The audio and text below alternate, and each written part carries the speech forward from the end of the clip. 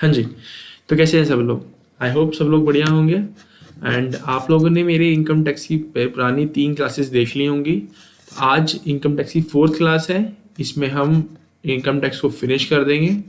ठीक है, अगर आपने नहीं देखी है वो क्लासेस तो प्लीज़ जाइए देखिए एंड फिर इस क्लास को देखिए, ताकि आपको पूरा ब्रॉड अंडरस्टैंडिंग इनकम टैक्स का समझ में आ जाए। ठीक है, तो हम आज शुरू करेंगे जहाँ पे हमने लास्ट क्लास में छोड़ा था। तो देखते हैं, हम लास्ट क्लास में हम बात कर रहे थे एडवांस टैक्स की। हमने ऑलमोस्ट सब कुछ देख लिया था। हमने बोला था एडवांस टैक्स, जो हमारा रिटर्न ऑफ इनकम का टॉपिक है, और एक रेजिडेंशियल स्टेटस। ये 3 टॉपिक हमको आज फिनिश करना था। तो ये देखते हैं एडवांस टैक्स के बारे में। नोट्स पे आ जाएंगे। हाँ जी, तो एडवांस टैक्स। तो सर आपने बताया था हमको एडवांस टैक्स क्या होता है कि प्रीवियस ईयर में जो भी हम इनकम कमाने वाले हैं उसको हमें पहले ही एस्टिमेट करना होता है, एंड देन उसके ऊपर का जो भी टैक्स होता है हमको प्रीवियस ईयर में ही पे ऑफ करके चलना पड़ता है। ठीक है, तो आइए रीड करते हैं बुक से। देखिए, तो tax on the income earn in the previous year हम रिस्पेक्टिव असेसमेंट ईयर में देते हैं, बट इन सर्टेन केसेस हमको टैक्स प्रीवियस ईयर में ही पे करना पड़ता है, जिसको बोलते हैं एडवांस टैक्स। ठीक है, क्या बोलते हैं? Advance tax. इसको हम इसका नाम भी दिया गया है पे एज यू अर्न। ठीक है, इसका नाम है। एंड इसमें हमें क्या करना पड़ता है, अपने पूरे साल की इनकम को एस्टिमेट लगाना होता है कि हम कितना कमाने वाले हैं, और उसके ऊपर हमको इंस्टॉलमेंट्स में गवर्नमेंट को एडवांस टैक्स पे करके चलना पड़ता है। ठीक है, तो ये एप्लीकेबल तभी होगा जब आपका एडवांस टैक्स लायबिलिटी जो कंप्यूट कर रहे हो वो 10,000 या उससे ज़्यादा है। ठीक है, अगर तो आप एडवांस टैक्स लायबिलिटी कंप्यूट कर रहे हो और वो 10,000 से कम आ रहा है तो आपको एडवांस टैक्स पे नहीं करना है। ठीक है, हम देखते हैं कैसे हम कंप्यूट करते हैं एडवांस टैक्स की लायबिलिटी, लेकिन उससे पहले मैं आपको बता दूं कि पेमेंट किस मैनर में होती है। ठीक है, आप ये छोड़ दीजिए, इसको कट कर दीजिए, ये अननेसेसरी कंफ्यूजन क्रिएट करेगा। चलिए, तो आपको कैसे पे करना होता है? आपको 4 इंस्टॉलमेंट में पेमेंट करनी होती है। फर्स्ट,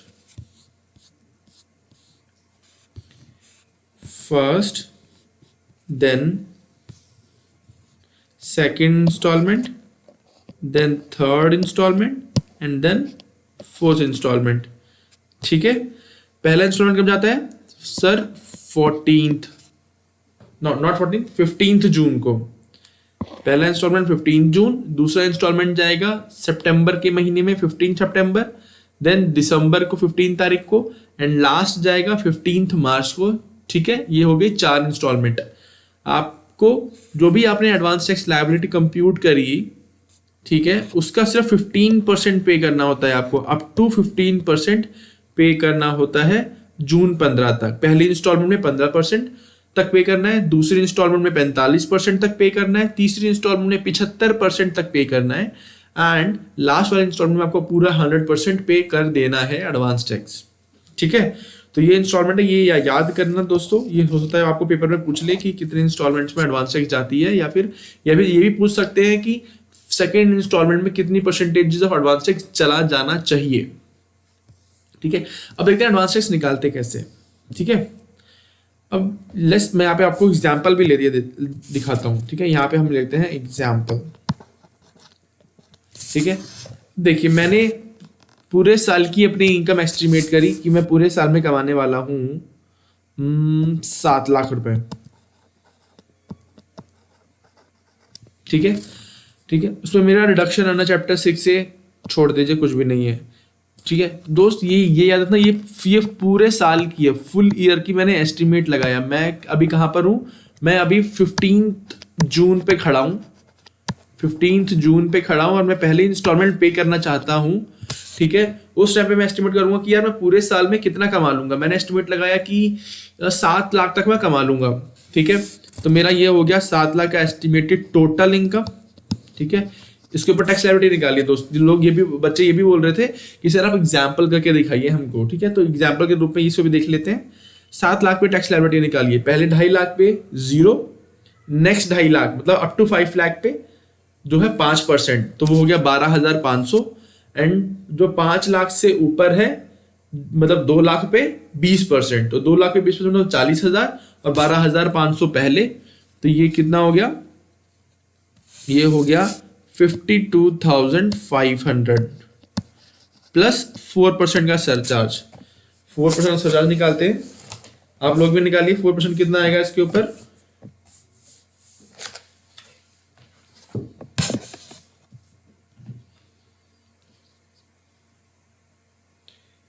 ये आ जाएगा आपका 52,500 पे 4% 2,100। ठीक है, तो टोटल कितना टैक्स लायबिलिटी हो गया आपका, ये हो गया 2,100 प्लस 52,500 इज इक्वल टू 54,600। ये आपका हो गया टैक्स लायबिलिटी। रिबेट 87 का मिलेगा दोस्तों कि नहीं मिलेगा? नहीं मिलेगा, क्यों? क्योंकि आपका टोटल इनकम एक्सीड कर चुका है 5 लाख। आपका टोटल इनकम 5 लाख को एक्सीड कर चुका है, इसलिए 87A की रिबेट की कंडीशन जो है कि आपकी income should be up to 5 lakh rupees, वो मीट नहीं हो रहा है, इसलिए आपको रिबेट नहीं मिलेगा। तो रिबेट हो गया नील। ठीक है, तो टैक्स लायबिलिटी आफ्टर रिबेट भी मेरी 54,600 हो गई। ठीक है, सरचार्ज इस पे लगेगा नहीं, कोई भी सरचार्ज 0। ठीक है, तो टोटल मेरी टैक्स लायबिलिटी कितनी हो गई 54,600। ठीक है, एंड उसके बाद हमने ये ऑलरेडी ऐड कर लिया है। एंड हमको टीडीएस, लेट्स सपोज हमारा टीडीएस जो प्रीवियस ईयर में ही जो हमने जो काम किया था और लोगों ने जब हमको पेमेंट करी तो कुछ पोर्शन डिडक्ट करके गवर्नमेंट को पे कर दिया, वो लेट्स सपोज हम मान लेते हैं 20,000 रुपए था। ठीक है, 20,000 रुपए ऑलरेडी टीडीएस डिडक्टेड था, तो हम वो माइनस कर लेंगे। सर हम तो 15 जून में खड़े हैं। हाँ दोस्तों, आपको 15 जून तक जो टीडीएस कटा है, मतलब 1 अप्रैल से लेके 15 जून तक जो टीडीएस कटा है वो यहाँ पे डालना है। ठीक है, आपका आ जाएगा कितना, ये हो जाएगा 600, ये हो जाएगा 4, ये हो जाएगा 3, तो 34,600। ये आपका 10,000 को एक्सीड कर रहा है। मैंने बोला था अगर आपकी एडवांस टैक्स की लायबिलिटी 10,000 से ऊपर है तभी आप पे एप्लीकेबल होगा। 10,000 से एक्सीड कर रहा है, हाँ जी सर। तो इसके ऊपर हमको 15 जून पे कितनी परसेंटेज पे करनी है, 15%। तो इसका हम निकालेंगे इनटू 15%। तो कितना हो गया दोस्तों, 34,600 का 15% हो गया 5,190। ये हमको पे करना है गवर्नमेंट को एज एन एडवांस टैक्स। ठीक है, समझ में आया ये? तो ये हो गया एडवांस टैक्स, हम ऐसे कंप्यूट करते हैं। सिमिलरली हम जब से अब हम अगर 15 सितंबर पे खड़े होंगे तो 15 सितंबर तक की एक्चुअल इनकम ले लेंगे, 15 सितंबर के आगे जो भी होगा हम उसको एस्टिमेट लगाएंगे। ठीक है, लेट्स सपोज अब हम आ गए 15 सितंबर को। कहाँ आ गए हम, 15 सितंबर को खड़े हो गए यहाँ पे। ठीक है, मैं आपको एग्जाम्पल देके समझा रहा हूँ। ठीक है, ये आपसे एग्जाम में नहीं पूछा जाएगा कि compute the advance tax liability, आप न्यूमेरिकल में नहीं पूछा जाएगा ये। ठीक है, मैं आपको सिर्फ आपको आपकी अंडरस्टैंडिंग के लिए एग्जाम्पल देके समझा रहा हूँ, क्योंकि बच्चे बोलते हैं कि सर आप एग्जाम्पल नहीं देते। मैं इसलिए नहीं देता बेटा एग्जाम्पल, क्योंकि आपके लिए वो ज्यादा हो जाएगा, वो आपके लिए फिर कंफ्यूजन क्रिएट करेगा। ठीक है, बट फिर भी आप समझिए इसको, मैं सिंपल एग्जाम्पल ले रहा हूँ। 15 सितंबर पे आप खड़े होते हो। ठीक है, आप देखते हो कि आपने 15 सितंबर तक, कहाँ से, 1 अप्रैल से 15 सितंबर तक देखा कि यार मैंने तो 15 सितंबर तक 2 लाख रुपए कमा लिए। ठीक है, और मैं 31 मार्च मतलब इस पीरियड में मैं और लगा लो, मैं 6 लाख रुपए और कमा लूंगा। ठीक है, मैं 6 लाख रुपए और कमा लूंगा, तो मेरा हो जाएगा टोटल का टोटल 8 लाख रुपए। तो इस पे क्या टैक्स लायबिलिटी बनती है मेरी? ठीक है, तो मैं कैसे देखूंगा, 8 लाख पे मेरा फर्स्ट 2.5 लाख पे तो हो गया नील। ठीक है, सेकंड 2.5 लाख पे हो गया, मतलब अप टू 5 लाख हो गया @ 5%, तो ये हो गया 12,500। ठीक है, थर्ड हो गया 5 लाख से ज्यादा। ठीक है, मैं बेटा यहाँ पे अज्यूम करके चल रहा हूँ कि मैं जो पर्सन हूँ मैं लेस देन 60 ईयर हूँ। ठीक है, कंफ्यूजन ना हो इसलिए बता रहा हूँ कि मैं अज्यूम करके चल रहा हूँ कि मैं लेस देन 60 ईयर हूँ। तो 5 लाख से ऊपर कितनी इनकम है, 3 लाख। इस पे कितना हो जाएगा, 20%, तो ये हो गया 60,000। ठीक है, इन दोनों को ऐड करेंगे तो ये हो जाएगा 72,500। इस पे 4% का सेस लगाएंगे। सरचार्ज तो लगेगा नहीं, क्योंकि सरचार्ज पहला जो रेट स्टार्ट होता है वो तब होता है जब हमारी इनकम 50 लाख से ऊपर होती है। ठीक है, तो यहाँ पे एप्लीकेबल नहीं है। हम 72,500 के ऊपर 4% सेस लगाएंगे, कि जो आ रहा है हमारा 2900 प्लस 72,500 हमारा हो जाता है 75,400। ठीक है, अब हम एस्टिमेट लगाएंगे कि हमारा टीडीएस कितना यहाँ इस पीरियड में, देखिए इस पीरियड में कितना टीडीएस मेरा कट चुका है, एक्चुअल ले लेंगे और हम इसमें एस्टिमेट लगाएंगे कि कितना कट जाएगा। और ठीक है, पूरे साल का एस्टिमेट लगा लेंगे कि कितना कट जाएगा। और ठीक है, हमने एस्टिमेट लगाया, हमें लग रहा है कि सर हमारा ना टोटल इस पीरियड में तो हमारा टीडीएस कट चुका है 10,000 का। आई थिंक ये विजिबल नहीं है, देखो दोस्तों मैं डार्क कलर लेता हूँ। यहाँ पे मैं यहाँ तो मैंने देखा कि मेरा टीडीएस जो है वो ऑलरेडी लोगों ने 10,000 रुपए का काट चुके हैं, और मुझे यहाँ लग रहा है कि जो मैं इनकम कमाऊंगा उसके ऊपर वो 2% के हिसाब से, सर 6 लाख के ऊपर 2% के हिसाब से वो 12,000 मेरा और कट जाएगा। ठीक है, एस्टिमेटेड है, हम एस्टिमेटेड निकाल के चल रहे हैं। तो 12 प्लस 10 22,000 रुपये मेरा टीडीएस कट जाएगा। और मैं ऑलरेडी फर्स्ट इंस्टॉलमेंट 5190 का पे कर चुका हूँ। 5190 का मैं पहला इंस्टॉलमेंट पे कर चुका हूँ, तो मैं वो भी यहाँ से माइनस करके चलूंगा, क्योंकि वो तो मैं ऑलरेडी माइनस दे चुका हूँ ना उनको टैक्स। अब मैं निकालूंगा मेरा कितना आया, 75,400 माइनस 22,000 माइनस 5190, जो मैं एडवांस टैक्स पहले इंस्टॉलमेंट में गवर्नमेंट को पे कर चुका हूँ। ठीक है, अब मेरा आता है 48,210। इसका मेरे को कितना परसेंटेज गवर्नमेंट को देना है दोस्तों, 45%। ठीक है, यहाँ दिख रहा है 45%, तो हम इसका सेकेंड इंस्टॉलमेंट 45% इसका निकालेंगे, कितना आता है। इसका होता है 45% इज 21,694.5। अब याद रखेंगे इसको क्या करेंगे, राउंड ऑफ। ये एग्जाम मैं आपको कॉन्सेप्ट बता चुका हूं। राउंड ऑफ कहाँ करेंगे, इसको राउंड ऑफ करेंगे क्योंकि ये लेस देन 5 है, इसीलिए 21,690 हम गवर्नमेंट को टैक्स पे करेंगे। क्या करेंगे, टैक्स पे, सेकेंड इंस्टॉलमेंट पे। समझ में आया यहाँ तक? ठीक है, इससे ज्यादा आपको जरूरत नहीं है समझने की दोस्तों। आपके लिए इंपॉर्टेंट है ये डेट्स याद करना, कितने परसेंटेजेस हम पे करते हैं वो याद रखना, कि ये लिमिट याद रखना कि कितने एडवांस टैक्स लायबिलिटी ऊपर हमारे ऊपर एप्लीकेबल होता है एडवांस टैक्स। ठीक है, और अब advance tax on every assessee पे, ऑन एवरी पर्सन पे एप्लीकेबल होता है। ठीक है, तो ये था एडवांस टैक्स का कॉन्सेप्ट। आई होप आपको समझ में आ गया होगा।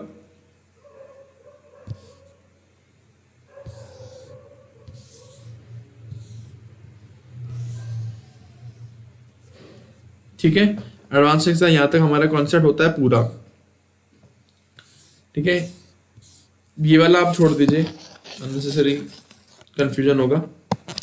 ठीक है, एडवांस टैक्स हमने क्या समझा कि सर ये तो पूरे एसएससी पे एप्लीकेबल होता है, सारे एसएससी पे एप्लीकेबल होता है, लेकिन कब होता है, जब हमारी एडवांस टैक्स की लायबिलिटी 10,000 या उससे ज्यादा होती है, तभी हमें एडवांस टैक्स गवर्नमेंट को पे करना पड़ता है।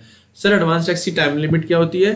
एडवांस टैक्स की टाइम लिमिट होती है 15 में, 15 सितंबर, 15 दिसंबर, 15 मार्च। 4 इंस्टॉलमेंट हो गई। पहली इंस्टॉलमेंट में 15% तक पे करना है, दूसरी इंस्टॉलमेंट में 45% तक पे करना है, तीसरी इंस्टॉलमेंट में 75% तक पे करना है, एंड चौथी इंस्टॉलमेंट में 100% आपको पे ऑफ कर देना है अपने एडवांस टैक्स लायबिलिटी का। ठीक है सर, हम अगर फर्स्ट इंस्टॉलमेंट पे खड़े हैं तो हमें क्या करना होगा, आप पूरे साल का अपना एस्टिमेट लगाओ, टोटल इनकम अब कितनी आपकी हो जाएगी, टोटल इनकम पे अपने टैक्स निकालो। ठीक है, टैक्स निकालने के बाद उसका 15%, पहले इंस्टॉलमेंट पे हो तो उसका 15% निकालो और वो गवर्नमेंट को पे कर दो। ठीक है, ये था एडवांस टैक्स का समरी। अब नेक्स्ट कॉन्सेप्ट देखते हैं दोस्तों, जो कि है return of income. Sir return of income क्या होती है दोस्त? जी ज्यादा कुछ नहीं है। रिटर्न ऑफ इनकम क्या होता है? एक फॉर्म होता है। क्या होता है? एक फॉर्म होता है जिसमें हमसे डिपार्टमेंट ना कुछ क्वेश्चंस पूछती है, कुछ फैक्ट्स हमसे पूछती है।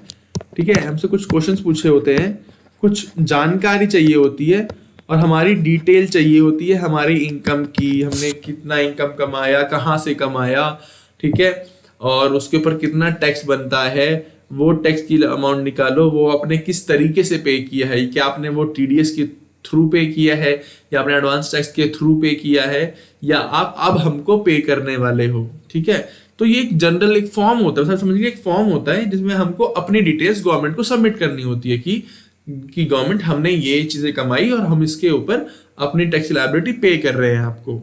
ठीक है, तो सर ये क्या सारे पर्सन्स को पे करनी पड़ती है? हाँ, सारे पर्सन्स को पे करनी पड़ती है, लेकिन कुछ कंडीशंस है। कैसे? कि जो कंपनी होती है, जो फर्म होती है, मैंने क्या बोला, कंपनी जो भी होती है या फर्म जो भी होती है, इनको return of income mandatory file करना है। मैंडेटरी, कंपल्सरीली फाइल करना होता है इनको। किसको? कंपनी को एंड फर्म को। इन दो कैटेगरीज ऑफ पर्सन को अपने रिटर्न मैंडेटरी फाइल करनी है, चाहे इनके पास इनकम हो चाहे लॉस हो, कुछ भी हो, इनको रिटर्न फाइल करनी है। ठीक है, अगर इनकी 100 रुपए भी इनकम हुई पूरे साल में तो भी इनको रिटर्न फाइल करनी है। ठीक है, एंड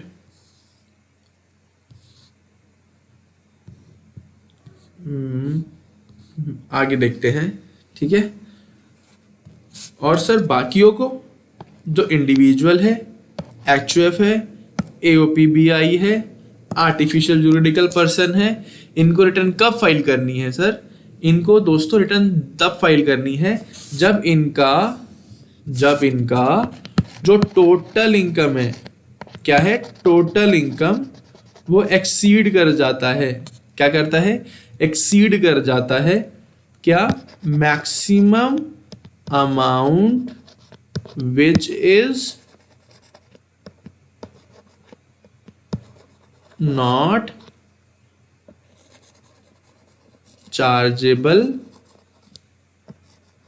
टू टैक्स। ठीक है, कब पे करना है? इन लोगों को रिटर्न ऑफ इनकम फाइल करनी है जब इनका टोटल इनकम, ठीक है, जो इन्होंने प्रीवियस ईयर में कमाया है, वो एक्सीड कर जाए maximum amount which is not chargeable to tax. ठीक है सर, टोटल इनकम कौन सा? इसको टोटल इनकम आप इसको लिखिए ग्रॉस टोटल इनकम। ठीक है, इनका जो ग्रॉस टोटल इनकम है, सर ग्रॉस टोटल इनकम मतलब जो आपका बिफोर डिडक्शन है। मैं आपको दिखाता हूं ग्रॉस टोटल इनकम, आपको चार्ट में दिखाता हूं। ये इनकम आपकी, ये वाली इनकम जब आपका maximum amount which is not chargeable to tax को एक्सीड कर जाता है, तब आपको रिटर्न फाइल करनी होती है। लेकिन दोस्त कंफ्यूज मत होना, आपको टैक्स कब पे करना होता है? जब आपकी टोटल इनकम एक्सीड करती है maximum amount which is not chargeable to tax. Confuse बिल्कुल नहीं होना। ठीक है, समझते हैं। देखो, रिटर्न कब फाइल करनी है? जब आपकी ग्रॉस टोटल इनकम, मतलब बिफोर डिडक्शंस आपकी इनकम 2.5 लाख से ज्यादा होती है, अगर आप 60 साल से कम हो तो।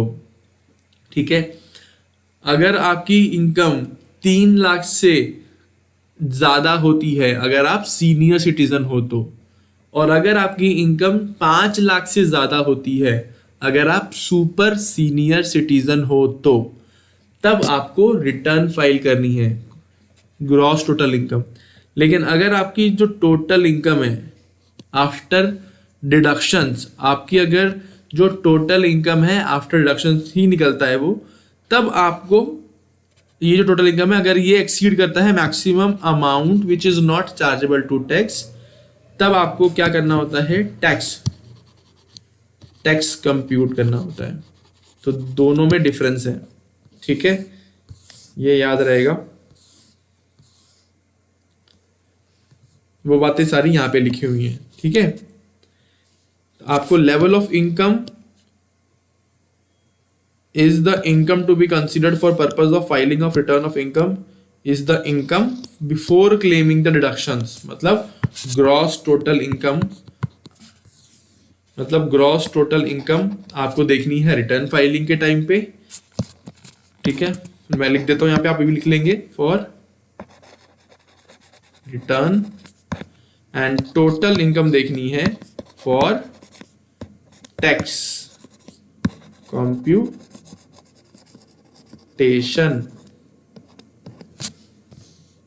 ठीक है, दोबारा समझते हैं। सर आपने बोला कि कंपनी हो या फर्म हो, इनके लिए तो चाहे इनकी 100 रुपए भी इनकम है या लॉस है, 1 भी रुपए भी इनकम नहीं है, तो भी इनको रिटर्न भरनी है। ठीक है सर। सर दूसरा आपने बोला कि इंडिविजुअल हो, एचयूएफ हो, एओपी या बीओआई हो या आर्टिफिशियल जुरिडिकल पर्सन हो, इनको रिटर्न तब फाइल करनी है जब ग्रॉस टोटल इनकम एक्सीड कर जाए maximum amount which is not chargeable to tax. ठीक है सर, हमको याद रहेगा। ठीक है, अब दोस्तों गवर्नमेंट ने क्या किया, गवर्नमेंट ने ये नोट किया कि यार लोग ना रिटर्न नहीं भर रहे, वो ये दिखा रहे हैं कि सर हमारे इनकम तो maximum amount which is not chargeable to tax को एक्सीड ही नहीं कर रहा। बट गवर्नमेंट ने ये नोटिस किया अपने वेरियस डिपार्टमेंट के थ्रू कि लोग बहुत घूमने जाते हैं, इतने ज्यादा लोग घूमने जाते हैं बाहर, बट उतने लोग तो आईटीआर ही नहीं भरते। तो ये लोग कैसे बोल रहे हैं कि हमारे इनकम मैक्सिमम अमाउंट को एक्सीड नहीं करता।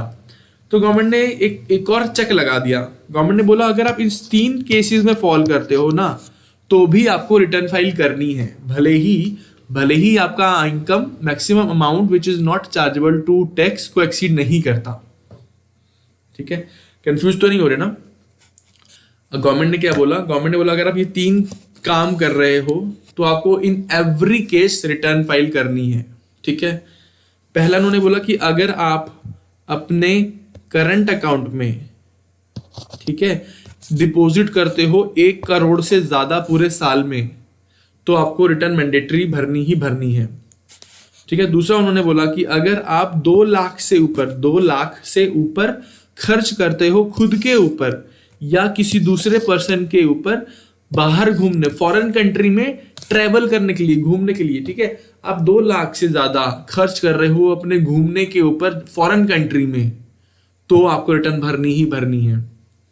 तीसरा उन्होंने बोला कि अगर आप इलेक्ट्रिसिटी का बिल अगर पूरे साल में 1 लाख से ऊपर का भरते हो ना, तो आपको मैंडेटरी रिटर्न भरनी ही भरनी है।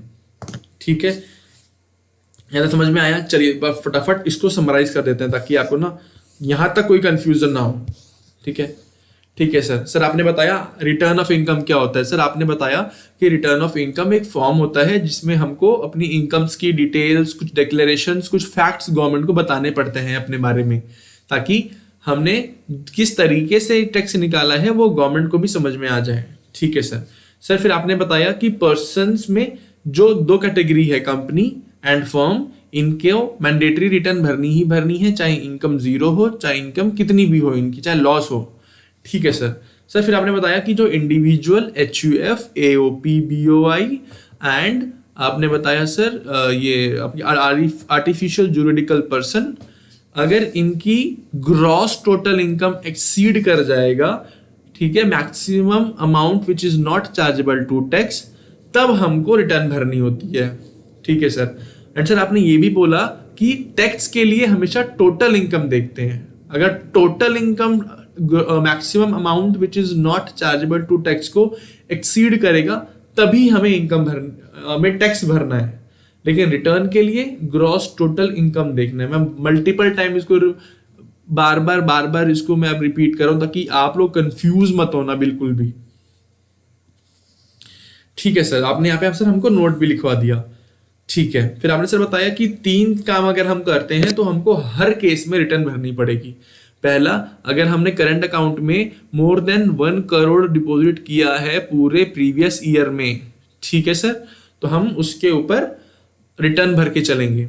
दूसरा आपने बताया सर कि अगर हम बाहर विदेश में घूमने गए हैं और हमने 2 लाख से ऊपर खर्च कर दिया है अपने ऊपर या अपने दोस्तों के ऊपर, मतलब एनी अदर पर्सन के ऊपर, तो हम रिटर्न भर के चलेंगे सर। ठीक है सर, हम करेंगे।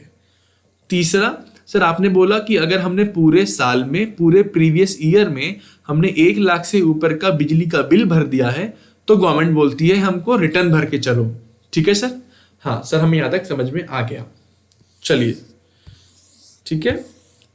तो सर हमको ये सारी रिटर्न किस तारीख तक भरनी होती है? बट सर हमको ये भी बताइए कि हम रिटर्न ऑफ इनकम भरते कब है? दोस्तों मैंने आपको क्या बताया था कि प्रीवियस ईयर में हम इनकम कमाते हैं और असेसमेंट ईयर में उसके ऊपर इनकम टैक्स कंप्यूट करते हैं। तो दोस्त हम असेसमेंट ईयर में ही रिटर्न भी भरते हैं। ठीक है?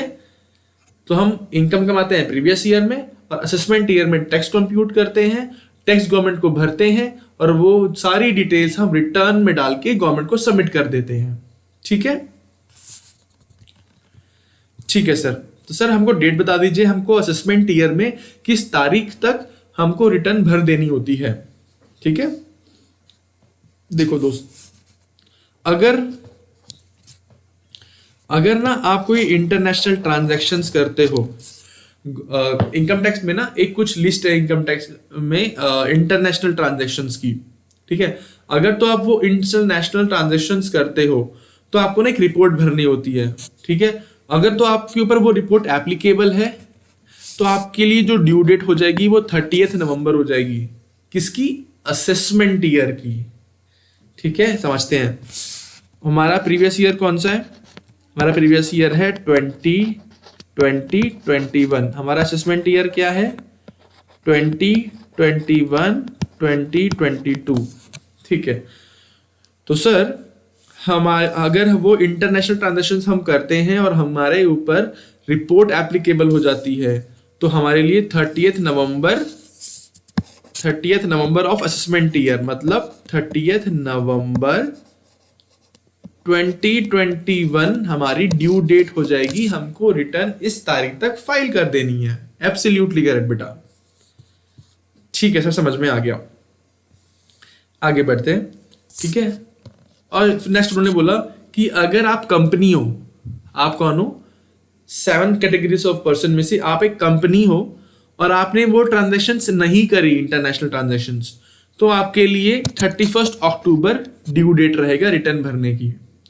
ठीक है? अगर आप एक कंपनी हो, ठीक है, और आपने वो सारी इंटरनेशनल ट्रांजैक्शंस नहीं करी जिसके लिए रिपोर्ट एप्लीकेबल होती है तो आपके ड्यू डेट क्या हो जाएगी? 31 October of the assessment year. Correct है? ठीक है। एंड एनी अदर असेसी के लिए क्या बोला गया है कि अगर आपके अकाउंट्स को ऑडिट करना जरूरी है as per law. Sir audit ये क्या होता है? आइए दोस्तों समझते हैं। आपको पता है असेसमेंट ईयर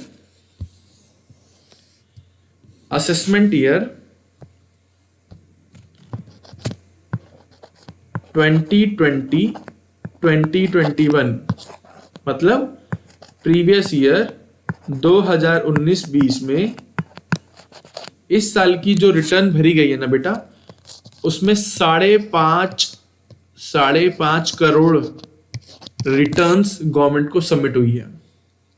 ठीक है?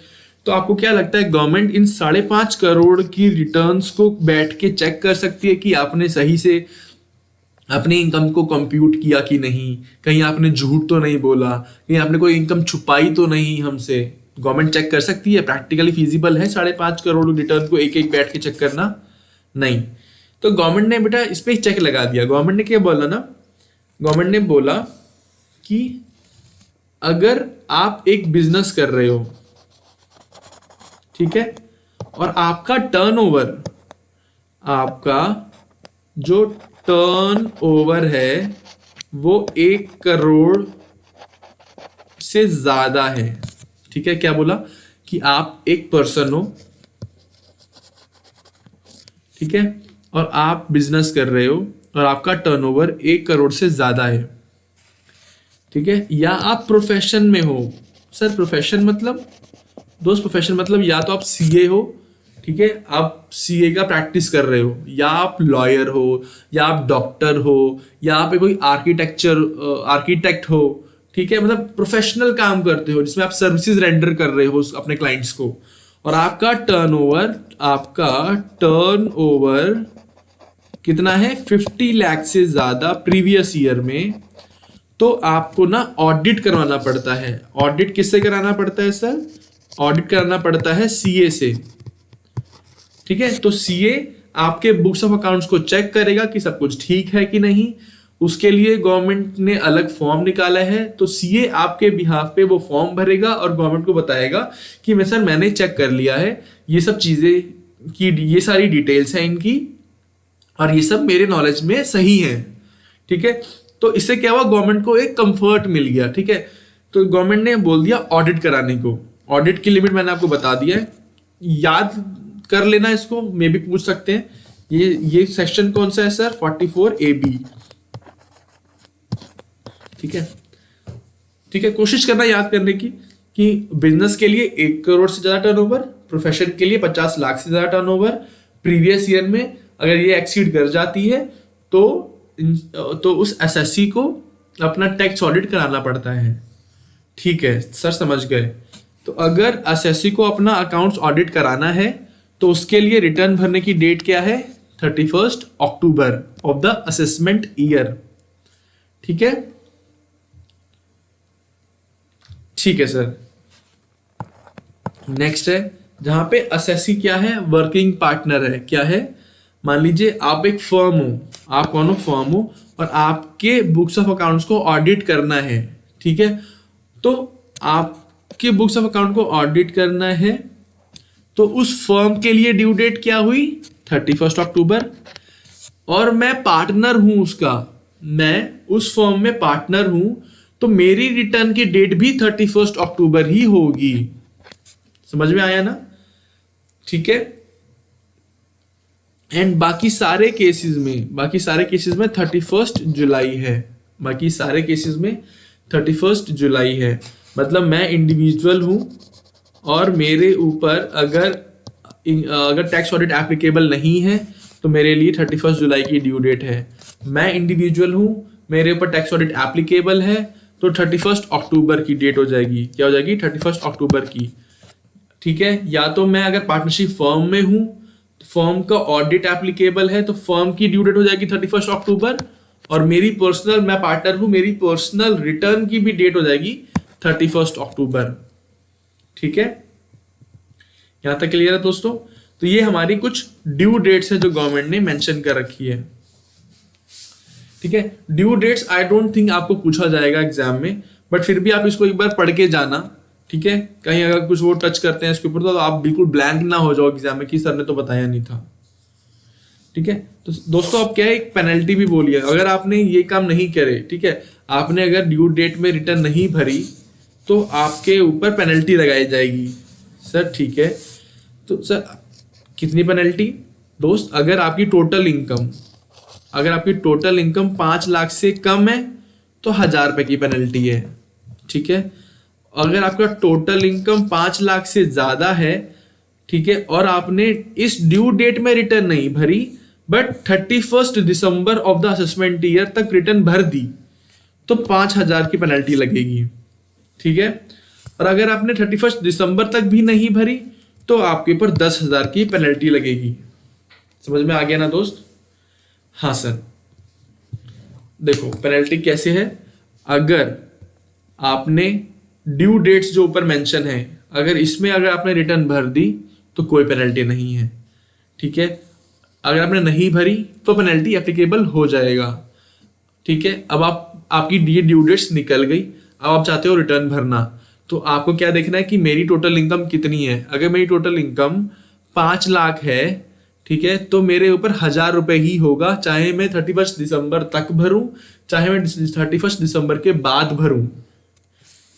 ये गलती मत करना दोस्तों, इसलिए मैं बोल रहा हूं कि कंफ्यूज मत होना। इनकम टैक्स कॉम्प्लेक्स है थोड़ा, बट बिल्कुल दिमाग खोल के सुनो। 5 लाख की तक की इनकम है तो आप चाहे 31 दिसंबर तक भरो, चाहे 31 दिसंबर के बाद में भरो, तो भी 1000 रुपए ही एप्लीकेबल है। ठीक है, क्योंकि ये जो बाइफर्केशन है ना 31 दिसंबर वाली, वो सिर्फ 5 लाख से ऊपर के जो इसका टोटल इनकम है उसके लिए एप्लीकेबल है। ठीक है, तो अगर आपकी इनकम 5 लाख से ज्यादा है तो आपको देखनी है कि क्या मैं रिटर्न 31 दिसंबर तक भर रहा हूं, अगर हाँ तो 5,000 की पेनल्टी, अगर नहीं 31 दिसंबर के बाद भर रहे हो तो 10,000 की पेनल्टी। लेकिन अगर मेरी इनकम 5 लाख तक है तो मैं सिर्फ 1,000 रुपये भरूंगा, गवर्नमेंट को दूंगा पेनल्टी और मैं रिटर्न भर दूंगा अपनी। आई होप यहां तक आपको क्लियर हो गया होगा। ठीक है, अगर आप थोड़ा सा भी कंफ्यूज हो रहे हो तो दोबारा इसको रिपीट पे सुनो, आपको सारी क्लैरिटी मिल जाएगी। ठीक है, तो अब हमारा जो टॉपिक है, हमारा टॉपिक हो गया फिनिश। एडवांस टैक्स से मैंने आपको बता दिया और मैंने आपको रिटर्न ऑफ इनकम का टॉपिक क्लियर कर दिया। ठीक है, अब हमारे पास एक टॉपिक है रेजिडेंशियल स्टेटस। अभी अपने क्रक्स पे आते हैं। मैं आपको क्रक्स रीड कर दूं, फिर हमारे पास एक टॉपिक बचा है रेजिडेंशियल स्टेटस का।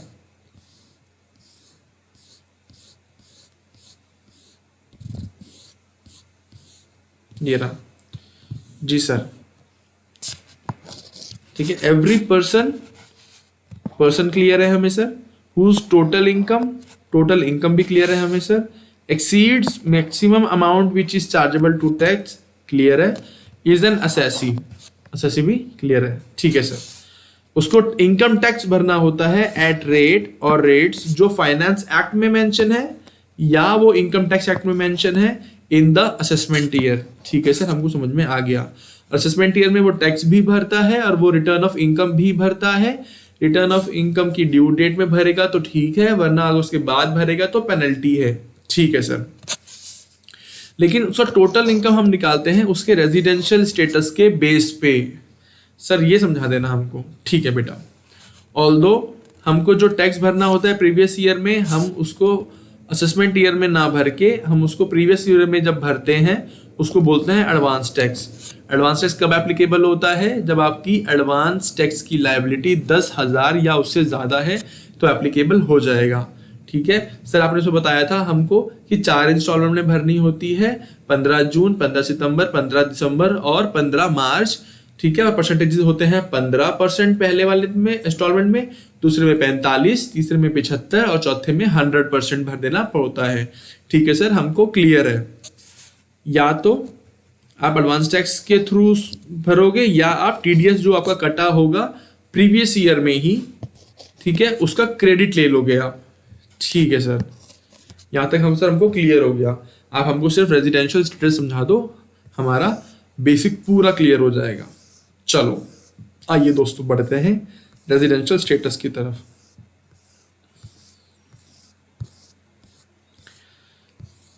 लेकिन दोस्त मैं रेजिडेंशियल स्टेटस तो आपको पढ़ा रहा हूं, ठीक है, ये मेरे को लगता है ना कि थोड़ा ज्यादा आपके लिए एडवांस हो जाएगा, तो आप इसको समझने की कोशिश करिएगा। ठीक है, बिल्कुल फोकस से, समझ में आए तो अच्छा, नहीं आए तो उससे अच्छा। ठीक है, लेकिन आप बस समझ लीजिए ताकि आपका बेसिक बिल्कुल क्लियर हो जाएगा। इसके चांसेस मेरे को थोड़े से कम लगते हैं। ठीक है, आप इसको कोशिश करना याद करने की, अगर होता है तो अच्छा, वरना कोई बात नहीं, आप टेंशन नहीं लेना इसको लेके। ठीक है सर, आपने बोल दिया, ठीक है, हम रेजिडेंशियल स्टेटस समझने की कोशिश करते हैं। ठीक है, तो सर हमको रेजिडेंशियल स्टेटस निकालना क्यों होता है? दोस्तों समझो एक चीज, ठीक है, मैं हूं मिस्टर ए, ठीक है, मैं 2 तरीके से इनकम कमाता हूं। मैं एक तो इंडिया में बिजनेस करके इनकम कमाता हूं और दूसरी जो इनकम कमाता हूं वो मैं अमेरिका में कंसल्टेंसी देता हूं। ठीक है, कंसल्टेंसी देता हूं और वहां से डॉलर आते हैं मेरे को, और मैं यहाँ ये सब ऑनलाइन देता हूँ, ऑनलाइन कंसल्टेंसी देता हूँ। ठीक है, घर पे बैठ के अपने घर पे बैठता हूँ लैपटॉप के सामने और अमेरिका के बंदों को कंसल्टेंसी देता हूँ और डॉलर लेता हूँ उनसे।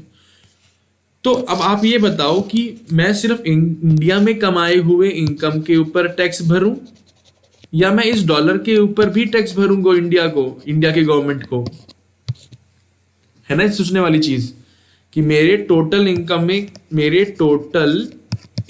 में क्या सिर्फ इंडिया की इनकम आएगी या जो मैंने पूरे दुनिया में पूरे ग्लोबल इनकम आएगी, मतलब मैंने कहीं भी अर्न किया हो पूरे ग्लोबल इनकम आएगी।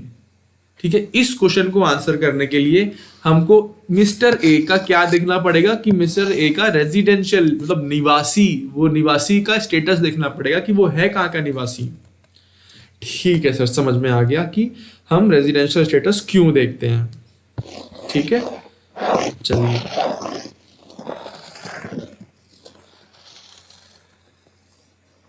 ठीक है सर, हमको समझ में आ गया कि हम रेजिडेंशियल स्टेटस क्यों देखते हैं। दोस्त उसको ना पॉज करके, जो मैंने अभी रब कर दिया है उसको पॉज कर लेना और उसको नोट कर लेना एक बार, ठीक है, ताकि जब आप रिवीजन करने बैठो तो कंफ्यूज ना हो जाओ कि हम इसको पढ़ते क्यों हैं। चलिए ठीक है सर, आगे बढ़ते हैं। आइए दोस्तों, तो रेजिडेंशियल स्टेटस हम कब देखेंगे? हर साल देखेंगे, क्योंकि हमको हर साल की इनकम को असेस करना होता है असेसमेंट ईयर में। तो उस प्रीवियस ईयर में हमारा क्या स्टेटस था, उस प्रीवियस ईयर के टोटल इनकम में सिर्फ इंडिया की इनकम आएगी या पूरे ग्लोबल इनकम आएगी, वो डिटरमाइन करना है। तो हम रेजिडेंशियल स्टेटस किस ईयर का देखते हैं? प्रीवियस ईयर, ठीक है, असेसमेंट ईयर का नहीं, क्योंकि असेसमेंट ईयर में हमें सिर्फ टैक्स भरना होता है। ये इंपॉर्टेंट है दोस्तों, ये इसको हाईलाइट कर लेना कि हम प्रीवियस ईयर की रेजिडेंशियल स्टेटस चेक करते हैं। ठीक है सर। सर क्या हम ये हर साल चेक करते हैं? बिल्कुल दोस्तों, हम हर साल चेक करते हैं, क्योंकि हो सकता है एक साल में मैं रेजिडेंट हूं इंडिया का और दूसरे साल में मैं नॉन रेजिडेंट बन जाऊं। ठीक है, वो कैसे बनेंगे हम आगे कंडीशन देखेंगे। ठीक है सर। सर क्या मैं एक टाइम पे 2-3 कंट्री का रेजिडेंट बन सकता हूँ? बिल्कुल बन सकते हो, वो सब आपको उस कंपनी के लॉ के हिसाब से देखना पड़ेगा। ठीक है, अब लेकिन ये पॉसिबल है कि आप एक साल में 2 कंट्री के रेजिडेंट बन जाओ। ठीक है सर, मैं अगर सिटीजन हूं इंडिया का, मैं अगर सिटीजन हूं इंडिया का, तो क्या मैं हमेशा रेजिडेंट रहूंगा? नहीं, जरूरी नहीं है दोस्त। सिटीजनशिप जो होती है वो अलग कॉन्सेप्ट है, रेजिडेंशियल स्टेटस अलग कॉन्सेप्ट है। ठीक है, आप चाहे रेजिडेंट हो, आप चाहे सिटीजन हो इंडिया के, बट आपको फिर भी रेजिडेंशियल स्टेटस आपको हर साल का चेक करना पड़ेगा कि उस साल में, उस प्रीवियस ईयर में मैं रेजिडेंट था कि नहीं था। ठीक है, तो मैं आपको समझाता हूं, देखिए, आइए नोट करिएगा कि एक इंडिविजुअल, ठीक है, एक इंडिविजुअल एंड एक HUF, ठीक है, या तो ये बनेंगे रेजिडेंट या तो बनेंगे नॉन रेजिडेंट। ठीक है, या तो बनेंगे नॉन रेजिडेंट। ठीक है, अगर रेजिडेंट बने तो उसमें भी बेटा 2 फर्दर कैटेगरी है हमारे पास कि आप ऑर्डिनरी मतलब आम निवासी हो भारत के, क्या हो, ऑर्डिनरी सिटीजन हो, सिटीजन नहीं, सॉरी सिटीजन नहीं दोस्त, आप ऑर्डिनरी हो या आप नॉट ऑर्डिनरी हो। ठीक है, individual HUF, in 2 categories of person के लिए या तो आप रेजिडेंट हो या तो नॉन रेजिडेंट हो। रेजिडेंट हो उसमें भी रेजिडेंट एंड ऑर्डिनरी रेजिडेंट हो या resident but not ordinary resident हो। ठीक है, कंडीशन क्या है सर इसकी? देखो दोस्तों, एक टाइमलाइन बनाते हैं, ये टाइमलाइन है। ठीक है, ये है 365 दिन का, क्या है, 365 दिन का। ठीक है, अब मैं आपको पहला कंडीशन बता रहा हूं, ये है प्रीवियस ईयर का। ठीक है, हमेशा प्रीवियस ईयर में चेक करते हैं रेजिडेंशियल स्टेटस। तो मैं आपको पहला कंडीशन बता रहा हूं। पहला कंडीशन क्या बोलता है कि अगर आप इंडिया में 182 दिन और इससे ज्यादा, मैंने क्या बोला कि अगर आप भारत में 182 दिन, कितने, 182 दिन भारत में हो या इससे ज्यादा भारत में हो, तो आप रेजिडेंट बन गए, गेम ओवर, आप रेजिडेंट बन गए। ठीक है,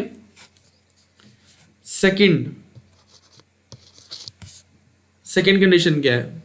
अगर आप 182 दिन नहीं हो, ठीक है, आप 182 दिन नहीं हो, आप 60, ठीक है, आप 60 डेज, ठीक है, प्रीवियस ईयर के 60 डेज में भी नहीं फॉल करे आप, ठीक है। पहला कंडीशन क्या है कि आप 182 दिन हो या उससे ज़्यादा हो तो आप रेजिडेंट बन गए, ठीक है। बस आपको आगे कुछ नहीं चेक करना, गेम खत्म, ठीक है। अगर आप 182 दिन नहीं हो तो आप देखोगे कि मैं कितने दिन हूँ, ठीक है। और अगर आप देखते हो कि मैं इंडिया में 60 दिन से कम था, कितना, 60 दिन से कम था भारत में, तो आप सीधे सीधे क्या बन जाओगे, नॉन रेजिडेंट, ठीक है। अगर तो आप 182 दिन या उससे ज्यादा हो भारत में तो आप बन गए रेजिडेंट, आपको कुछ और नहीं चेक करना, गेम खत्म, ठीक है। सेकंड चीज है कि नॉन रेजिडेंट कब बनोगे, अगर आप भारत में 60 दिन से कम थे, भारत में 60 दिन से कम थे तो आप सीधा सीधा नॉन रेजिडेंट बन जाओगे, गेम खत्म। लेकिन अगर आप इस वाले एरिया में फॉल करते हो, मतलब 60 से ज्यादा हो, 182 दिन से कम हो, तब क्या करना है, दोस्तों, तब आपको देखना है कि आप इस प्रीवियस ईयर को छोड़ के, मतलब इस प्रीवियस ईयर को छोड़ के इससे 4 प्रीवियस ईयर पीछे, आप इस प्रीवियस ईयर को छोड़ दो, उससे पीछे 4 प्रीवियस ईयर में देखो कि आप भारत में 360 दिन या इससे ज्यादा थे कि नहीं, 360 दिन थे कि नहीं। फॉर एग्जाम्पल अगर ये प्रीवियस ईयर आपका 2020 2021 है, ठीक है, तो आपको कौन से 4 साल देखने हैं, आपको देखने हैं 1920, 1819, 1718 एंड 1617। पिछले 4 सालों में जाना है, ignoring the immediate preceding previous year, मतलब इस वाले प्रीवियस ईयर को नहीं देखना, आपको पिछले 4 प्रीवियस ईयर को देखना है और ये देखना है कि और ऐड करना है कि आप 360 दिन या उससे ज्यादा भारत में थे कि नहीं। अगर थे तो आप बन जाओगे रेजिडेंट, अगर नहीं थे तो बन जाओगे नॉन रेजिडेंट, ठीक है। समझ में आया कि नहीं, ठीक है। अगर नहीं आया तो दोबारा इसको स्लोली बैक करो, इसको यूट्यूब में इसको थोड़ा सा, और दोबारा रेजिडेंशियल स्टेटस से दोबारा सुनना शुरू करो, आपको समझ में क्लियरली आ जाएगा। मैंने अभी तक क्या बताया आपको कि आप रेजिडेंट कैसे बनोगे और नॉन रेजिडेंट कैसे बनोगे। अगर तो आप भारत में रेजिडेंट कैसे बनोगे, अगर आप भारत में 182 दिन या उससे ज्यादा हो तो रेजिडेंट बन गए और कुछ चेक नहीं करना। अगर आप भारत में 60 दिन से कम हो तो आप नॉन रेजिडेंट बन गए, आपको कुछ चेक नहीं करना। लेकिन आप अगर बीच के पीरियड में फॉल कर रहे हो, मतलब 60 दिन से ज्यादा हो, 182 दिन से कम हो, तो आपको क्या चेक करना है कि ये वाला प्रीवियस ईयर छोड़ के जो इसके पीछे 4 प्रीवियस ईयर है उसमें 360 दिन भारत में थे कि नहीं, 360 या उससे ज्यादा। अगर थे तो आप बन गए रेजिडेंट, नहीं थे तो आप बन गए नॉन रेजिडेंट। क्लियर? ये मैं आपको ये रीड करा देता हूं, ठीक है। एक इंडिविजुअल रेजिडेंट कब बनेगा, अगर तो वो इंडिया में है प्रीवियस ईयर में 182 दिन या उससे ज्यादा दिन, तो बन गया रेजिडेंट, ठीक है। अगर वो इंडिया में 60 दिन या उससे ज्यादा था, 60 दिन या उससे ज्यादा था इंडिया के अंदर, एंड 365 दिन और मोर उसके 4 सालों में था। दोस्तों मैंने यहाँ पे 360 बोला क्या, नहीं 365 ही बोला, राइट, सॉरी। यहाँ पे कर लो 365, यहाँ पे कर लो दोस्तों 365, क्या चेक करना है, 365 और मोर, ठीक है। आपको क्या चेक करना है कि आप पिछले 4 सालों में 365 या उससे ज्यादा अगर भारत में हो तो आप बन गए रेजिडेंट, ठीक है। नॉन रेजिडेंट कैसे बनोगे, अगर आप कंडीशन सेटिस्फाई नहीं कर रहे हो, मतलब जो मैंने आपको बताया कि मतलब आप 60 दिन से भी कम इंडिया के अंदर हो तो आप बन गए नॉन रेजिडेंट, ठीक है। यहां पे लिख लीजिए, if in India for less than 60 days, ठीक है। यहां तक क्लियर है ना। चलिए एक एग्जाम्पल करते हैं, ठीक है, आपको बेटर क्लैरिटी मिलेगी।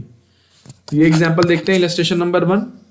इसमें क्या बोला, सैम है वो इंडिया आया है पहली बार प्रीवियस ईयर 1920 में, ठीक है।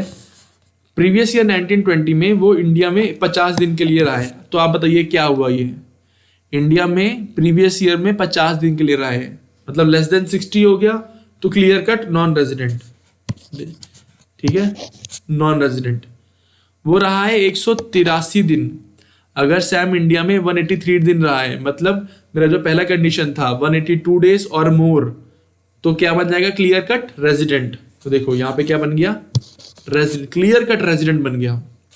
लेकिन अगर वो 153 डेज रहा है, मतलब टाइमलाइन में, बेटा टाइमलाइन बनाना बिल्कुल क्लियर हो जाएगा पिक्चर, मतलब 60 डेज और 182 डेज, इधर रहा तो रेजिडेंट, इधर रहा तो नॉन रेजिडेंट। अगर बीच में फॉल किया तो सर हमको एक और कंडीशन देखनी पड़ती है, ठीक है। तो सर 153 डेज तो यहाँ फॉल करते हैं, हाँ बेटा, तो हमको वो कंडीशन क्या देखनी है कि इस 1920 को छोड़ के इससे पुराने 4 सालों में वो 365 दिन या उससे ज्यादा इंडिया में था कि नहीं, ये चेक करना होता है, करेक्ट। लेकिन यहाँ क्या लिखा है कि सैम तो फर्स्ट टाइम इंडिया में आया है, सैम फर्स्ट टाइम इंडिया में आया, मतलब ये तो जीरो हो गया, मतलब एक भी दिन नहीं था। तो इस केस में वो क्या हो जाएगा, नॉन रेजिडेंट, क्या हो जाएगा, नॉन रेजिडेंट, ठीक है बेटा, इसको रीड कर लेना। यही है जो मैंने आपको समझाया, बिल्कुल क्रिस्टल क्लियर आपको हो जाना चाहिए, क्योंकि मैंने बहुत स्लोली आपको समझाया है, ठीक है। अगर थोड़ा कंफ्यूजन हो रहा है, दोबारा बैक करो, रिवाइंड करो और दोबारा सुनो इसको, ठीक है, कोई टेंशन नहीं लेना है इसको, ठीक है सर। तो सर आपने तो बोला था कि हम तो ये भी देखते हैं, अगर रेजिडेंट हो जाएगा तो हमको फिर ये भी देखना होता कि वो आम निवासी है या आम निवासी नहीं है।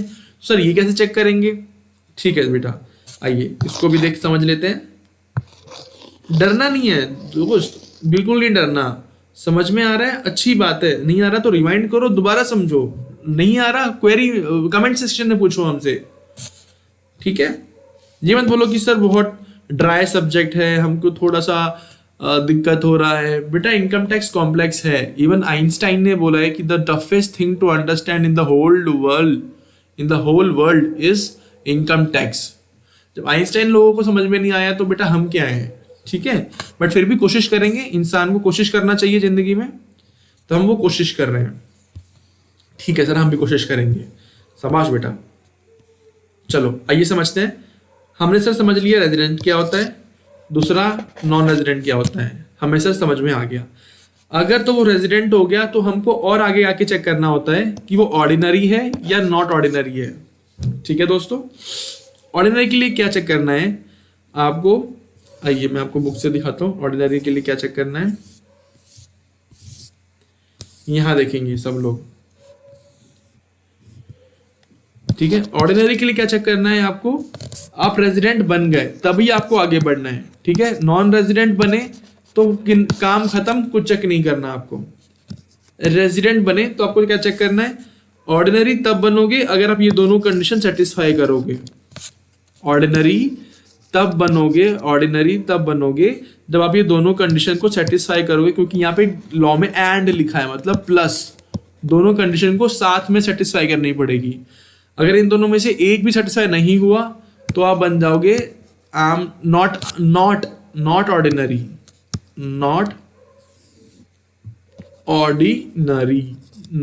बन जाओगे, ठीक है। समझते हैं सर, इसमें बोला है कि आपको क्या चेक करना है, आपको चेक करना है कि पिछले 10 सालों में, पिछले 10 प्रीवियस ईयर में किसी भी 2 प्रीवियस ईयर में वो रेजिडेंट बन जाए, ठीक है। क्या चेक करना है, पिछले 10 सालों में कि किसी भी 2 सालों में वो रेजिडेंट बन जाए, ठीक है। और पिछले 7 सालों में वो भारत के अंदर 730 दिन या उससे ज्यादा हो। ये दोनों कंडीशन सेटिस्फाई हुई तो मतलब वो बन गया ऑर्डिनरी रेजिडेंट। सर थोड़ा लिख के समझाओ, ठीक है दोस्तों, ये समझते हैं इसको। देखिए आप रेजिडेंट बन गए। रेजिडेंट कैसे बनते हैं? अगर आप 182 डेज या ज़्यादा हैं, रेजिडेंट बन गए। अगर आप 60 डेज से ज़्यादा है बट 182 डेज से कम है, तो आपको एक और कंडीशन देखनी होती है। पिछले 4 प्रीवियस ईयर में 365 दिन देखने होते हैं, इससे ज़्यादा हो या 365 दिन हो। ठीक है, हाँ सर हम रेजिडेंट बन गए। तो आपको क्या देखना है अब? उससे पिछले 10 प्रीवियस ईयर में, 10 प्रीवियस ईयर में किसी भी 2 सालों में वो रेजिडेंट बन जाए। रेजिडेंट कैसे बनेगा? ये कंडीशन सेटिस्फाई करने के बाद पूरी की पूरी। ठीक है, और दूसरी कंडीशन क्या है? प्रीवियस ईयर 7 सालों में, पिछले 7 सालों में वो 730 डेज और मोर हो भारत के अंदर, दोनों एंड है। ठीक है, ये दोनों सेटिस्फाई होती है तो आप बन गए आम निवासी। दोनों में से एक भी सेटिस्फाई नहीं होता है तो आप बन गए नॉन आम निवासी, non residuary, not ordinary resident. ठीक है सर, हम करेंगे क्या ये सब निकाल के? Ordinary, not ordinary, resident, non resident. दोस्त देखो, कॉन्सेप्ट पता है क्या है? कॉन्सेप्ट ये है कि अगर आप रेजिडेंट हो भारत के अंदर एंड ऑर्डिनरी रेजिडेंट हो, एंड ऑर्डिनरी रेजिडेंट हो, तो आपकी ग्लोबल इनकम टैक्स होती है पूरे भारत की। ग्लोबल इनकम आपने कहीं भी, सिंगापुर से अमेरिका, लंदन, कहीं से भी आपने कितने पाउंड में कमाया हो, यूरो में कमाया हो, डॉलर में कमाया हो, जापानीज येन में कमाया हो, सारी पूरे विश्व की इनकम टैक्सेबल हो जाएगी भारत के अंदर। अब अगर रेजिडेंट हो एंड नॉट ऑर्डिनरी रेजिडेंट हो तो थोड़ी आपकी इनकम, ग्लोबल इनकम छोड़ दी जाएगी। ठीक है, थोड़ी बहुत आपकी इनकम, कम इनकम पे टैक्स किया जाएगा। और अगर आप नॉन रेजिडेंट हो तो आपके ऊपर कोई भी इनकम टैक्स नहीं किया जाएगा, सिर्फ वही इनकम टैक्स किया जाएगा जो भारत से आप कमा रहे हो। ठीक है, ये सब समझना, इसको ना सिर्फ समझना है, आप याद नहीं करना है, इसको सिर्फ समझो कि हम निकाल क्यों रहे हैं। ठीक है, नॉट ऑर्डिनरी जब हम बन जाएंगे तो हम सिर्फ वही इनकम इंडिया में टैक्स होगा, सिर्फ वही इनकम इंडिया में टैक्स होगा जो आप भारत से कमा रहे हो।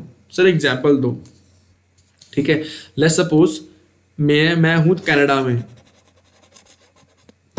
ठीक है, और मेरा एक प्रॉपर्टी है इंडिया के अंदर, एक बंगलो है मेरा। क्या है? मेरा एक बंगलो इंडिया के अंदर है। मेरा दोस्त इंडिया विजिट करना चाहता है, उसने मेरे को बोला कि यार मेरे को ना अपने बंगलो की चाबी दे दे, मैं इंडिया में जाऊंगा तो तेरे बंगलो में रहूंगा, मेरे से तू $1000 ले ले, ये ले $1000, मैंने तेरे को ट्रांसफर कर दिया तेरे अकाउंट में। ठीक है, और मैं 1 महीना तेरे बंगलो में रहूंगा। मैंने बोला ठीक है ले ले, वो तो खाली पड़ा हुआ है, ले जा। तो दोस्तों ये बंगलो कहाँ है? ये इंडिया में है। मैंने ये $1000 कैसे कमाए? इंडिया के प्रॉपर्टी के ऊपर कमाया। तो भले ही मैं नॉट रेजिडेंट हूं, मेरे ऊपर, इस इनकम के ऊपर इंडिया में मेरे को टैक्स भरना पड़ेगा। This is just an example. इसकी बहुत लंबी लिस्ट है इनकम टैक्स के अंदर, मैं आपको नहीं पढ़ा रहा हूं क्योंकि अननेसेसरी कंफ्यूजन क्रिएट होगा, इतना एडवांस नहीं जाएंगे वो। ठीक है, this is just an example जो मैं आपको बता रहा हूं कि आप अगर नॉन रेजिडेंट भी हो तो भी आपके ऊपर इंडिया के थ्रू अगर आप कोई इनकम कमा रहे हो तो टैक्सेबल हो जाएगा। ठीक है, resident and not ordinary resident हो तो कुछ इनकम उन्होंने छोड़ दी है। ठीक है, उस पर टैक्स नहीं भरना। लेकिन अगर आप रेजिडेंट एंड ऑर्डिनरी रेजिडेंट बन जाओगे तो ग्लोबल इनकम टैक्स हो जाएगी। आई होप आपको क्लियर हो गया हो। ठीक है, नहीं हुआ बेटा मैं दोबारा बोल रहा हूँ, मैं अंडरस्टैंड करता हूँ कि थोड़ा सा ये ट्रिकी है आपके लिए, थोड़ा सा कॉम्प्लेक्स हो रहा है, बट आपको सिर्फ एक जनरल अंडरस्टैंडिंग चाहिए। थोड़ा सा रिवाइंड करो, दोबारा सुनो एक बार, क्लियर हो जाएगा, ये मेरी गारंटी है। ठीक है, तो सर क्या हमको ये डेज याद करने हैं? दोस्त अगर याद कर लोगे तो अच्छी बात है। ठीक है, कि पेपर में कॉन्फिडेंस रहेगा आपको अपने ऊपर कि हाँ हम पढ़ कर आए हैं। ठीक है, हो सकता है वो उस पर टच करें, ये ना करें, क्योंकि उन्होंने सिर्फ आपके टॉपिक में लिख दिया direct taxation and indirect taxation. बेटा ये बहुत वास्ट है, बहुत बड़ा है, तो हमको कितना पढ़ना है कितना नहीं पढ़ना हमें खुद डिसीजन लेना पड़ेगा ये, ठीक है। हार्डली आपके टैक्सेशन के ऊपर 2 से 3 क्वेश्चन बनाएंगे वो, लेकिन वो कहाँ से बनाएंगे, किस टॉपिक पे बनाएंगे, किसी को भी नहीं पता दोस्त, किसी भी को भी नहीं पता। बट फिर भी हम आपको एक ब्रॉड अंडरस्टैंडिंग देके चल रहे हैं ताकि पेपर में कोई क्वेश्चन आए तो आप ब्लैंक ना हो बिल्कुल भी, आपको ऐसा ना लगे कि आउट ऑफ द बॉक्स की कहाँ से आ गया ये तो हमने पढ़ा ही नहीं। आपको पूरा एक ओवरव्यू हमने दे दिया है अच्छे से कि आप पेपर में ब्लैंक नहीं होंगे, ठीक है। तो ये हमारा होता है रेजिडेंशियल स्टेटस का भी टॉपिक खत्म। दोबारा आते हैं बेटा क्रक्स पे एंड फाइनल रीड देते हैं, इसको फाइनल रीडिंग देते हैं, ठीक है। एवरी पर्सन, ठीक है सर, 7 कैटेगरीज ऑफ पर्सन होते हैं, आई वी अंडरस्टैंड। टोटल इनकम, हाँ सर, टोटल इनकम जब हम पांचों हेड की इनकम को जोड़ते हैं फिर हम क्लबिंग करते हैं उसमें, ठीक है सर। उसके बाद हम सेट ऑफ करते हैं लॉसेस को जो भी अगर हमारे होते हैं, उसके बाद ग्रॉस टोटल इनकम आती है, उससे डिडक्शंस माइनस करते हैं, फिर हमारे पास टोटल इनकम आती है जिसको हम राउंड ऑफ भी करते हैं सर। हाँ सर, टोटल इनकम को राउंड ऑफ करते हैं, correct sir. Exceeds maximum amount which is chargeable, which is not chargeable to tax. हाँ सर, हमको याद है वो स्लैब रेट सारे याद हैं, हमको टैक्स रेट फॉर्म पे क्या लगता है वो भी याद है। डोमेस्टिक कंपनी है तो क्या 18-19 प्रीवियस ईयर में 400 करोड़ से कम है तो 25% का टैक्स रेट, और एनी अदर केसेस में 30% का टैक्स रेट। सर वो हमारे को सारा मेमोराइज है, गुड बेटा। एसएससी बन जाता है वो, एसएससी के सर आपने 4 बताए थे, हाँ सर हमको याद है। एंड शैल पे income tax at the rate और द रेट्स। फाइनेंस एक्ट कैसे बनता है, हाँ सर आपने बताया था कि बजट के थ्रू बनता है। एंड इनकम टैक्स एक्ट के अंदर जो भी टैक्स रेट्स लिखे हुए हैं वो हमारे असेसमेंट ईयर में टैक्सेबल हो जाता है, क्लियर है सर। लेकिन टोटल इनकम ये वाला किसके ऊपर टैक्स करना है, that is dependent upon residential status. हाँ सर, आपने हमें बताया ना अभी कि अगर रेजिडेंट एंड ऑर्डिनरी है तो ग्लोबल इनकम पे टैक्स है, रेजिडेंट है एंड नॉट ऑर्डिनरी है तो सर कुछ थोड़ी बहुत इनकम पे टैक्स लगता है उसके। एंड अगर नॉन रेजिडेंट है तो सिर्फ उसी इनकम पे टैक्स लगता है जो उसने इंडिया से कमाई है, बाकी किसी भी टैक्स उस इनकम के ऊपर इंडिया के पास राइट नहीं है कि वो टैक्स कलेक्ट करे।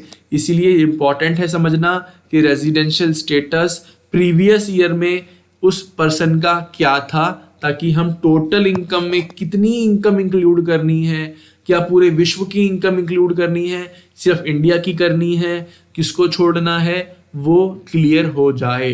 इसलिए हम रेजिडेंशियल स्टेटस निकालते हैं, ठीक है सर। उसके बाद सर ठीक है, टैक्स को हम प्रीवियस ईयर में भरते हैं, असेसमेंट ईयर में टैक्स तो हम इनकम किसकी इनकम पे, प्रीवियस ईयर की इनकम पे असेसमेंट ईयर में कंप्यूट करते हैं। एडवांस टैक्स लेकिन हम प्रीवियस ईयर में ही भरते हैं। 4 इंस्टॉलमेंट आपने बताई थी, हमको याद है। टीडीएस कॉन्सेप्ट भी आपने बताया था हमको, वो भी हमें क्लियर है सर। और वो टीडीएस हमारा प्रीवियस ईयर में कटा हुआ होता है। ये टैक्स कटने के बाद, टैक्स हमको असेसमेंट ईयर में भरने के बाद हमको रिटर्न भरनी पड़ती है। सर आपने रिटर्न भी बता दिया कि किसके लिए मैंडेटरी है, किसके लिए, हमको gross total income, individuals, HUF, AOP, BOI and artificial juridical person के लिए आपको ग्रॉस टोटल इनकम देखना होता है।